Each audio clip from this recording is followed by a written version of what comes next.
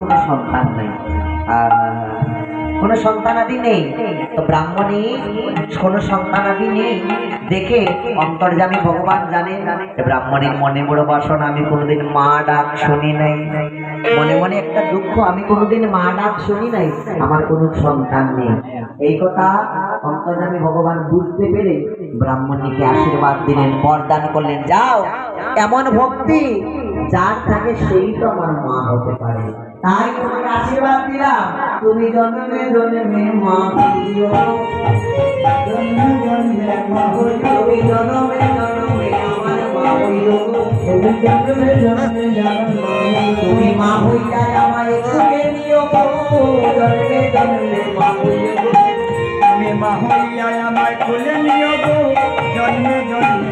শোনো, এমন ভক্তি যদি না থাকে তাহলে কি ভগবানের মা কেউ হতে পারে?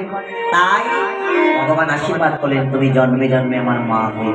তাই সেই ধরা মা রাবণে যশোদা রানী হয়ে এলেন, কলিতে সতী রানী হয়ে এলেন, জন্মে জন্মে ভগবানের মা হয়ে আসছেন। ভগবান জন্ম নিলেন বৃন্দাবনে, যে যশোদার কাছে এসেছেন ওনার কাছে জন্ম নিয়ে এসে লালিত পালিত হলেন, কেন পূর্বজন্মের কথা। তাই জন্মে জন্মে মা হয়ে আশীর্বাদ করলেন। সেই কারণে এবার মহাজন বলছে, কোন বন্ধনে